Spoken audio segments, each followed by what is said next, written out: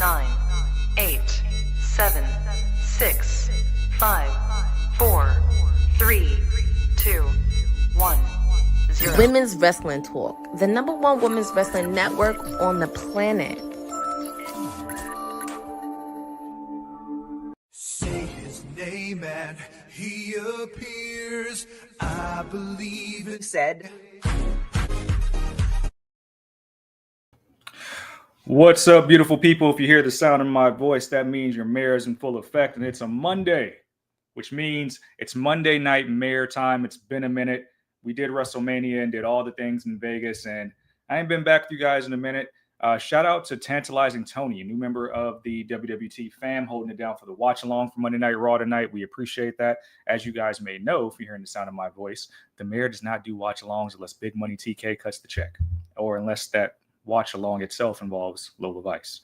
But this is the go home show for Backlash in Tampa this Saturday, and we got a lot to discuss. I guess one thing we're going to do, this is going to be my favorite moments of Monday Night Raw. I don't know how we're going to brand it out, but we'll get to that in the future. I'm just happy to be here with you guys after a long few weeks of hiatus. And Monday Night Raw actually it didn't disappoint. I don't want to say that. It felt like it was more of a filler episode. I think a lot of people know that we've been trying to get these storylines resolved post WrestleMania after what we would probably deem a lackluster WrestleMania. What's up, Aaron Teagle? Happy birthday, my man. We're the same age. Celebrate it up. Take a shot for your boy. While we're still trying to flesh out storylines from post-Mania, not really a hard reset on things, but it's just kind of here, kind of just there. And before I jump into Monday Night Raw and what my favorite takeaways were, we got to celebrate the new day. My favorite thing about WWE programming, possibly these last decade plus, has been anything the New Day does. If you look at my background, you can't really see everything here, but there is a plethora of New Day merchandise. I have a New Day throw blanket. I got every New Day shirt. I love everything about that group. Don't like what happened. And I'm just hoping that those two brothers land on their feet as fast as possible and shake up this entire industry like they've done from the very start since aligning. Big loss. And I don't know what TKO is doing, man, but I know a lot of fans are not really here for the changes and what's going to happen moving forward.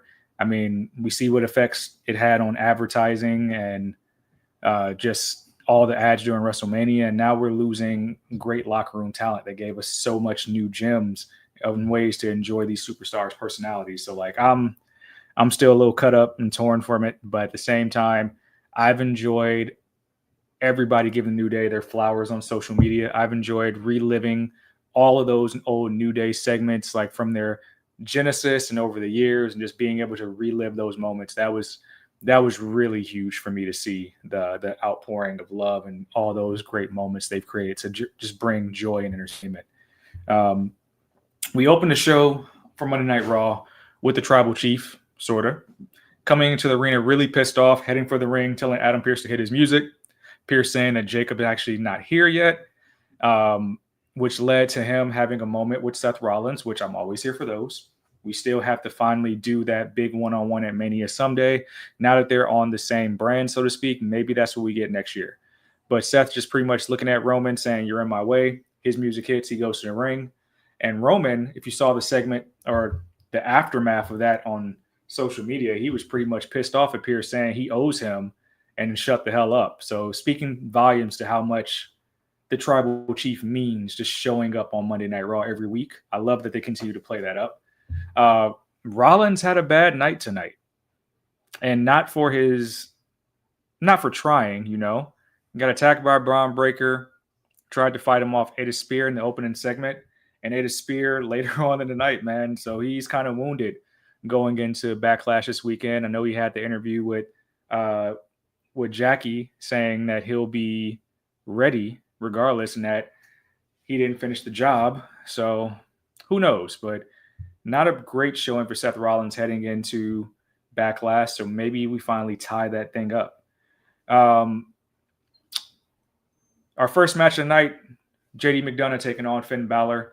and a tale of what's going on with the Judgment Day this week. Of course, the new plot and storyline is, where does Roxanne's alliances lie since she just returned to the Judgment Day? If you remember when Roxanne joined, it was all this like, hey, the rift between Liv and Roxanne and who's really here for Dom. But now it's, hey, Finn brought Rox into the Judgment Day. So is she loyal to Finn or is she loyal to the Judgment Day?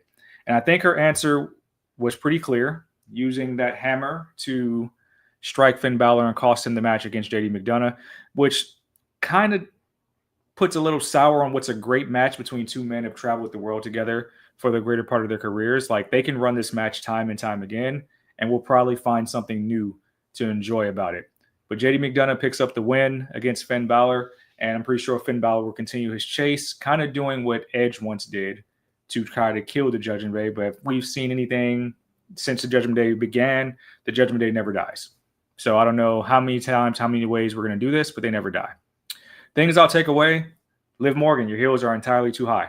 I don't know why you tower over Roxanne that much. I've been curious to know, like, what's their actual height discrepancy, because I know it's not that much. And now we also know that we'll probably get a tag match against Bayley and Lyra Valkyria against Raquel Rodriguez and Roxanne next week, because those two ladies of the Judgment Day are going to be gunning for the women's tag titles, now held by Brie Bella and Paige. So very interested to see that. Want to see more women in the tag team division and what that will mean for programming. Outside of that, we saw backstage them making fun of Seth Rollins after the opening segment with Division. All of them shut up when Paul Heyman walked into the door. Logan Paul had some words for what he wanted to do with Joe Hendry. Austin Theory as well. Braun Breaker pretty much saying he's going to finish the job. But it's making Breaker look like a dominant force, which is what the division has needed. Like, they've been a laughingstock through WrestleMania build, and now Breaker makes them feel somewhat more of a threatening presence. But I still think they need Big Braun back just to make it match, you know? The Paul Heyman influence can only go so far. Another wrinkle that I will say I really enjoyed about Monday Night Raw tonight, and this is maybe the third or fourth time I've seen it in the back, is Austin Theory talking with Maxine Dupree backstage. Kind of in the background of an interview. We saw it again. He's talking to Maxine. I don't know what this means. I don't know if this means Maxine is going to end up being a Paul Heyman girl.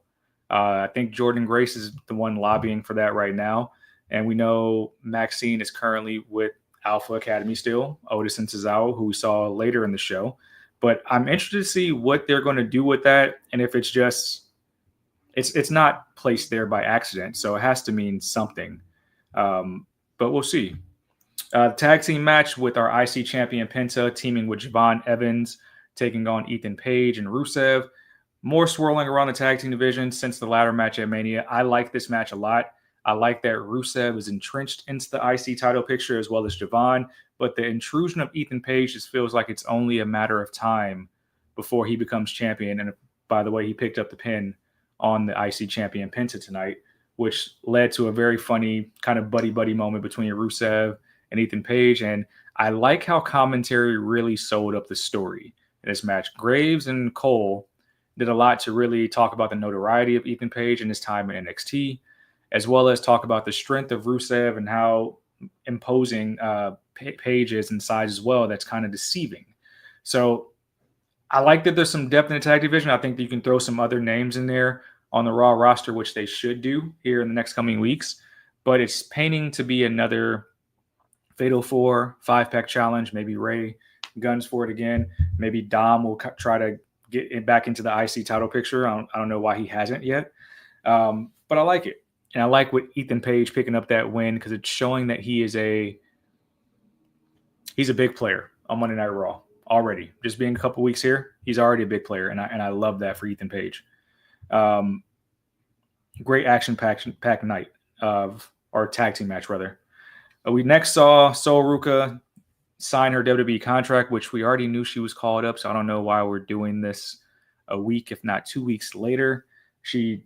Pretty sure she showed up at the Raw after Mania and took on Liv Morgan, in fact. So 2 weeks later, she officially signs her contract. This seemed like a filler segment to kind of Last time I was on WWT, I said I like the Becky Lynch transition because she helps elevate the women's division in a real way.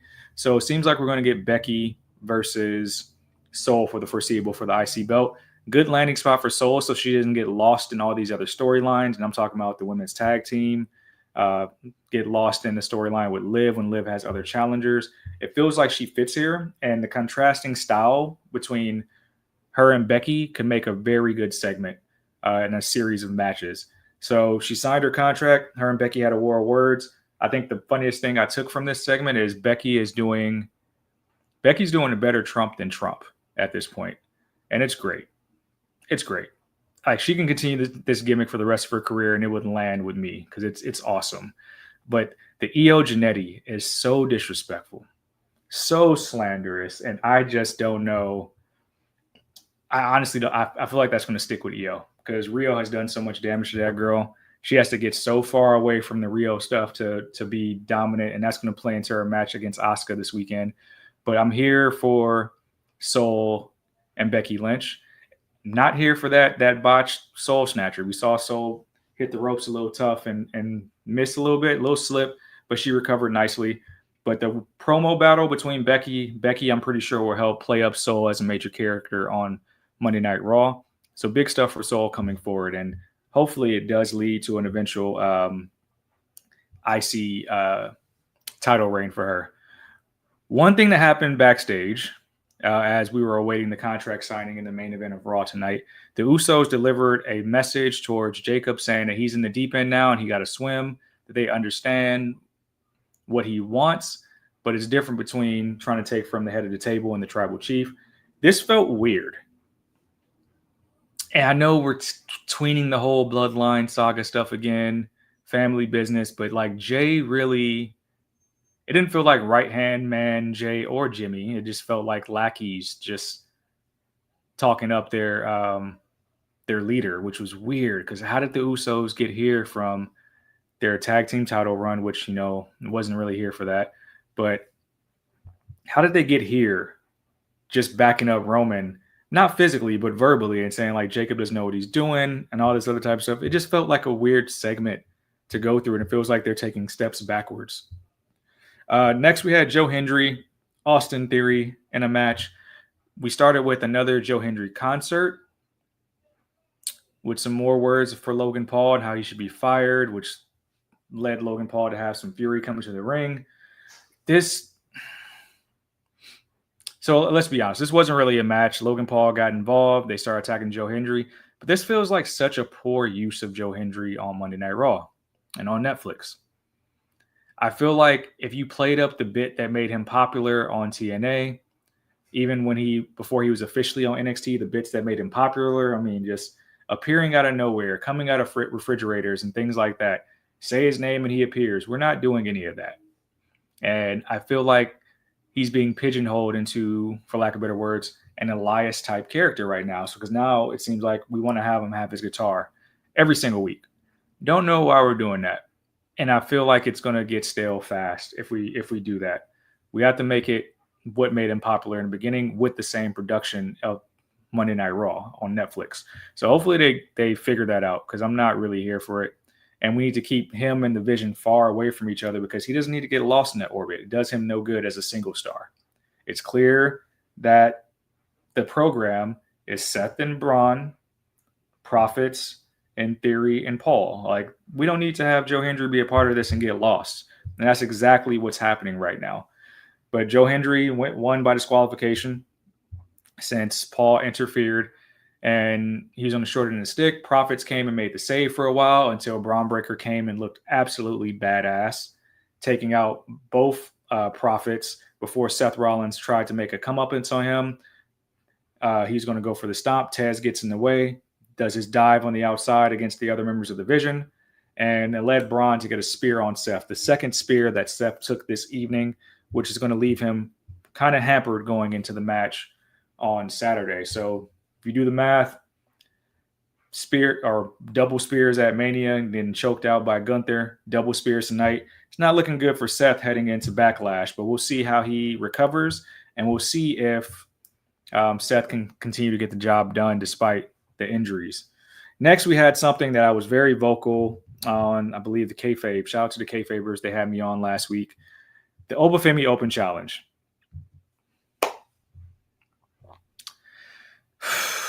Complete waste of Oba's time.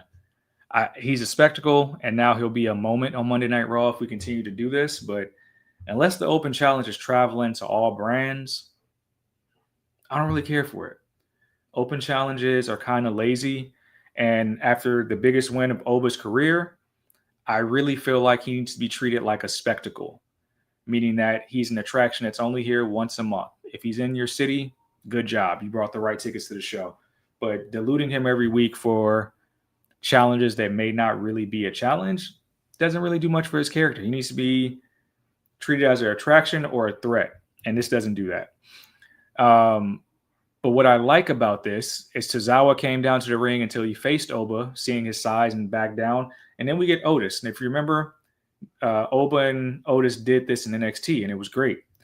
You saw the two big men kind of test each other's strength for a while until Oba showed off that speed, which was too much for Otis. And I didn't expect this to happen. I know he did it to Eric of the War Raiders, but he picked up Otis and shot put his ass across the ring. So this man has otherworldly strength, because that was crazy to me. I didn't think I would see a man of Otis' size. And I saw how big Otis actually was at WWE World and Mania weekend. He's not a small man. That's a huge man that he just threw across the ring like a sack of potatoes. And then to hit the fall from grace with a little assistance still shows how dominant Obafemi is. I just fear that you are going to run out of options. Like, you can run Otis, you can run Rusev, you can run a series of your big men WWE badasses out every week, but like, who's left? Who's going to be an exciting person to come through? And that's what makes me think, like, are you going to have people from LFG or NXT or AAA? How many people can you run out there to this open challenge to make it interesting and to keep it fresh? And that's where I think they have to shorten this sooner rather than later. And Lynette is saying that Gunther can answer the open challenge. And he very well could. But who's the winner there? Who's the winner? Because I think the goal is to have Oba win all these open challenges. And I think Gunther is still hot enough to where I can see him accepting the challenge, but that's a stalemate. I don't think any guy can afford to lose here. And then you might do a long weeks of programming to eventually decide which one man is going to lose. And I don't know. I think it's too early. It's too early for that. I would love to see it, though. I would love to see it. One man got to lose, and I don't think it can be Oba. I don't think it can actually be Gunther as well after getting that win over Seth. Gunther is going to be – I have to feel like he's going to be gunning for Reigns pretty soon rather than later. We had a trios tag match. We got a promo from the OG El Grande Americano backstage talking about how he kept getting jumped in AAA, so he hired some help, had some friends, now known as – what was it, Julio and Bruto, which is pretty much the Creeds and Mask, which I've been calling for the Creeds to come back to programming for weeks now. And this is what we got. Let's wrap this shit up. May 30th, Mask versus Mask. Let's wrap this shit up, because now we're doing way too much. We did get an update on Chad Gable that he is still recovering from injury. Hope he heals up, but we got to wrap this shit up. Let's go ahead and award the more worthy Big Grande, which is the one that is beloved in Mexico with Raya and Bravo. And let's just wrap this shit up. Like, maybe let's just unmask all of them on May 30th, and let's just see that they are not that none of them are luchadors, because now it's getting a little insane. Now it's getting a little crazy, and I'm not here for it. But the OG Grandes, so to speak, OG Grande, Julio, and Bruto, all won, picking up the pin after a pretty good match. And the contrast between what we see in the States versus AAA is glaring. So I really don't know what the call here is. Obviously a filler match to keep the programming going on both shows here on Monday and then on Saturday. But it all ends on May 30th. So I would draw my line in the sand towards who you feel should be the rightful Big Grande, and let's wrap this shit up. I think we know who the best Big Grande is, and hopefully Chad Gable can return from injury and be a great superstar like he was before the injury. That's what I'm hoping. Main event time, the contract signing. Roman Reigns came to the ring. Obviously, a little bit of pep in his step. Last week, we saw him getting choked out by name of the Tongan Death Grip. Jacob Fatu came in. See, and this is why the Usos promo is so weird for me, is because they don't need Roman doesn't need them to talk for him. I thought that was such a weird thing to place in the middle of the show. Like, I get that he's warning Jacob against this, and maybe it'll lead to Jacob joining the family again. But Roman was talking his shit to Jacob, saying, like, you think that this is like you do that to family? You think you in a bar in a fight in a 3v1 and you just pull that out?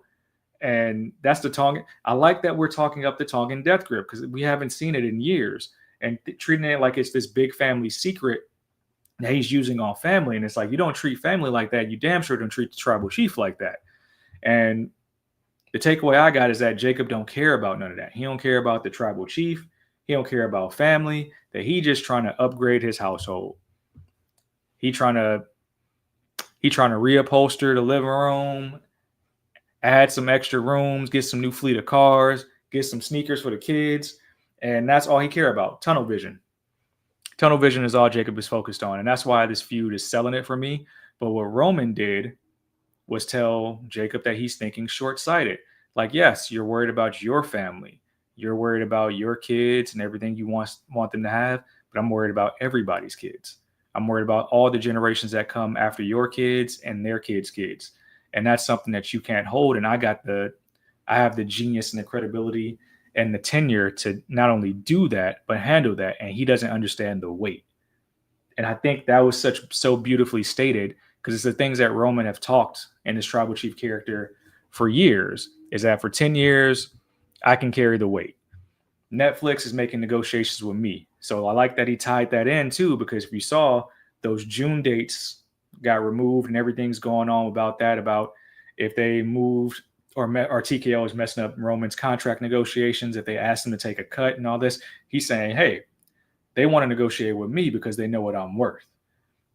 You can't handle that. They're not here to see you. I'm here taking care of the entire bloodline, and you're a part of that. I can take care of you too. But what it led to was obviously Jacob losing it because he's unhinged. And we saw the Tongan Death Grip again. What I liked is that we didn't make Roman look like a punk entirely. He got his licks in. He thwarted Jacob off just enough to showcase who he was, tried to go for a Superman punch, and was met with the Tongan Death Grip again and thrown into the table. They both signed a contract, and we have our main event for Backlash. And I like that we told the story of, hey, in our family, that it's one thing to see. In our family, we're equals because I take care of you. I take care of all my family. But in this ring, you're not on my level. You're not on my level in this business.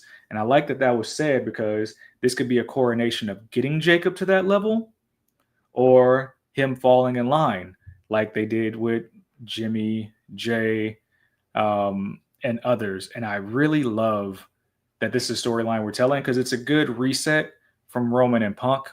Crazy enough, we didn't see CM Punk on the show tonight, so I have to believe there's a little bit of a cool-off period for him.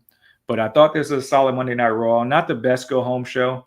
I think as we head into, Night of Champions at the end of the month, we'll see some of the other title pictures come to life, namely Street Profits getting their tag team title shot.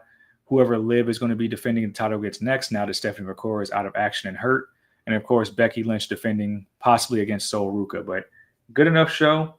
I think that we have a jam-packed Backlash. Of course, I didn't mention the Asuka and Io promo as well, which had them sitting across the room for each other, and Asuka pretty much saying, you're my biggest mistake ever. I wish I would have never became your senpai and looked out for you. Of course, Io was hit with the miss at the end of that segment, so now she's heading into Backlash almost blinded. And again, man, we keep making Io look like a punk, man. That Jannetty stuff is going to stick, especially if Asuka wins this match. So I hope we heat Io up. I hope this angers Io, and I'm happy that they're getting a singles match on a PLE. But one, it would have hit harder if it was at Mania, and two, now that we know that Kairi has no influence in this match alone, it's not like who cares, but at the same time, that was the whole reason. Io was trying to free Kairi from the brainwashing of Asuka, and now we don't have that at all. I think we'll get a dope match. I think it'll tell an amazing story, but just Kairi, the WWE parting ways with Kairi really, really messes that up. And I hope that they're listening to the cries in the crowd, the tweets, because people are saying we want Kairi. Maybe they do it. Maybe she becomes the 2026 version of R-Truth, where they bring her back and she shows up at Backlash. But if I've seen anything with the way TKO been moving this year, especially at Mania with all the ads and all the buy this, like, I have little hope. But I appreciate y'all for rocking with me. Got to get to my next destination. The mayor is a very busy man. Check out our content on the socials. There's some interviews up there that we did with Brittany Brooks, as well as Thunder Rosa at Hog Globe at the Theater this past Friday. We'll be attending some more independent shows throughout the month here locally in LA County and Southern California. So make sure you're on the lookout for those details and come pull up on us. And we might even be in your city just doing some watch-alongs for Backlash this weekend. So we'll announce those in WWT Live. Make sure you support the team. We got a lot of great creators here. Of course, our K-Fabers, Big Money TK, Stone Cold Courtney Rice, Tantalizing Tony. Christina got her first interview, y'all. Go spam that interview. Christina did an interview with Thunder Rosa at Globe at the Theater this past Friday. That was really dope. Very insightful stuff from Thunder Rosa. And we're going to keep driving content to you guys, man. We're going to keep getting in the field, meeting you guys in person. Shout out to Special Little Nobodies. Got to meet him out in Los Angeles at Globe at the Theater on Friday. And, of course, we're going to keep being the #1 network on the planet because that's what we do. I'm your mayor. Follow me on the socials at Said Is The Answer. Said Says on Twitter. I'll be back with you guys on Wednesday, y'all. Peace. Thanks for joining WWT. Don't forget to like us on all social media platforms at WW Talk Pod. Like and subscribe on all video and audio platforms like yesterday, my G. And check out our website at www.talkpod.com. Thanks for watching Women's Wrestling Talk, the #1 women's wrestling network on the planet.